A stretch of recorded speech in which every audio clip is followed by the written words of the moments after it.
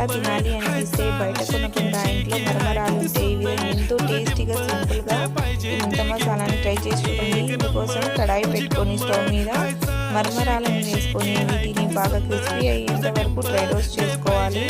చూడండి, ఈ విధంగా బాగా మరమరాలు క్రిస్పీగా అయిపోయాక ఇప్పుడు స్టవ్ ఆఫ్ చేసుకొని పక్కన పెట్టుకోవాలి.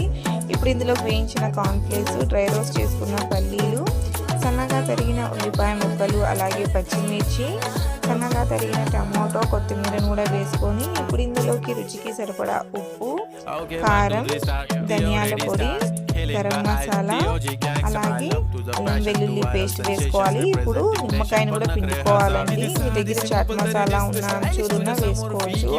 ఇప్పుడు దీన్ని ఈ విధంగా బాగా చక్కగా కలిసే విధంగా బాగా కలుపుకోవాలి. అంతేనండి, ఎంతో టేస్టీగా ఉండే మన ముంత మసాలా అనేది రెడీ.